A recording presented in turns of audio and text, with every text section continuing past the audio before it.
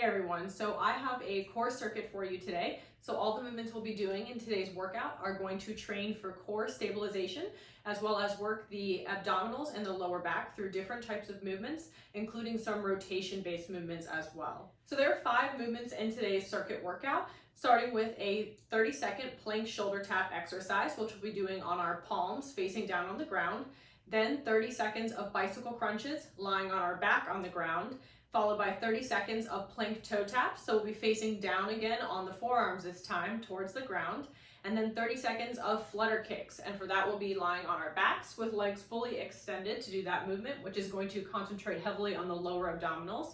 And then finally, we'll do a standing woodshop, which is going to be a rotation-based exercise that we'll be doing up off the ground with a little bit of added resistance. So as you can see in the description of the workout, we're going to be doing each exercise for 30 seconds.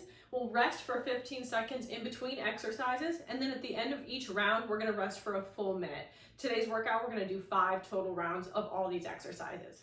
So starting with the plank shoulder tap exercise first, we're going to be face down on the ground on our palms. So we want to come to the top of a plank or push-up position by aligning our palms underneath our shoulders, about hips width apart, and the feet should be about hips width apart as well.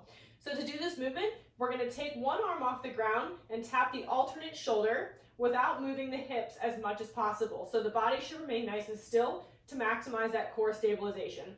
And you're going to set your timer and do this movement for 30 seconds. So the plank shoulder tap is a really good exercise to not only train the core, but also train the upper body in terms of dynamic balance, because we are stabilizing on only one arm at a time throughout portions of the movement as we alternate sides of the shoulders that we're tapping. So next is going to be our bicycle crunch. So for this, we're going to lay down on the ground. We're going to bring our hands behind the head and the feet up to a 90-degree angle so the knees are bent. Now this is a rotation-based exercise, so we'll be going up across the body to match opposite elbow to opposite knee. And then we're going to simply alternate, keeping the head, neck, and shoulders off the ground the whole time. And again, you'll set your 30-second timer and continue this movement throughout. So our next exercise is the plank with toe taps. So this plank variation is going to be a little bit different than the plank with shoulder tap. In this one, we're going to be down on our forearms facing the ground. So we're going to align the body so that the elbows are underneath the shoulders and the feet are hips width apart. And what we're going to do is we're going to set our 30-second timer and start by alternating one foot, tapping the toes out away from the body, and then switching to the other side. And you're only going to bring the foot about 5 or 6 inches or so away from the midline of the body as you do this.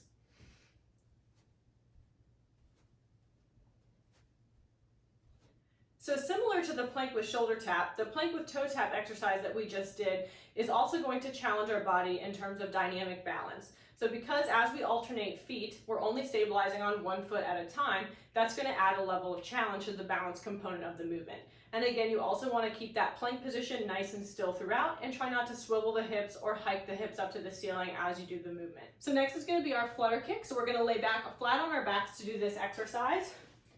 So for a flutter kick, it's a long limb movement, so the legs are going to remain fully extended away from the body.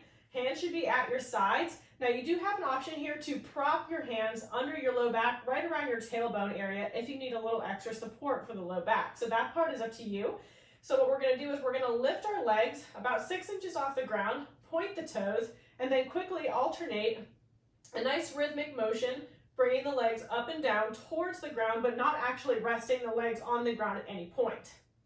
And again, you'll set your timer for 30 seconds and continue this movement throughout. Now, one way that you can modify a flutter kick is by bending the knees slightly to bring the legs closer to the body. And you would still keep your toes pointed and keep the space or rhythmic motion of those leg lift and lowers about the same as you would in the full scale motion. Another way that flutter kicks can be modified is by taking the angle up higher away from the floor and keeping the legs straight. So you would fully extend the legs, but keep them a little higher to the ceiling, point the toes, and begin your rhythmic alternating motion. This is going to be a little less demanding on the core and low back for this exercise, so it's a good way to scale it if you need to. So our last exercise is our standing woodshop. So similar to our bicycle crunch we did on the ground, this exercise is going to incorporate rotation across the body to not only work the core in terms of the upper and lower abdominals, but also to work the obliques, which are on the outsides of our abdominal area. So for this movement, you're gonna add a little extra weight. So you can use a dumbbell, a small kettlebell, bottle of wine, a canned good, a bottle of laundry detergent, or anything with a little bit of weight to it that you can hold in both hands and easily grip. For the standing woodshop, we're gonna take a stance a little bit wider than hips width apart. Make sure you keep your knees soft because we will be bending and extending in and out of the movement. So we're gonna start by holding our object in both hands, going down across the body in a little bit of a squat motion, and then up across the body, extending the hips and reaching the arms up and across to the opposite side of your body. Going back down to the original side and repeating. So as you can see, I'm pivoting on my back foot to allow for a full rotation to the side. As I lower down, my hips are sinking down and my knees are bending, so I can drop into a little bit of a squat motion, and on the way up, I'm rapidly extending through my hips so that I get that forceful thrust through my core and my upper body. And for this movement, we're gonna do 30 seconds per each side. So once you've done one side, you're gonna repeat on the other. Set your 30-second timer and begin. Core strength is a really important part of fitness to practice, not only to make our core stronger and to develop abdominals, but also just to make the rest of our body stronger, because all of our movements really truly originate from the core.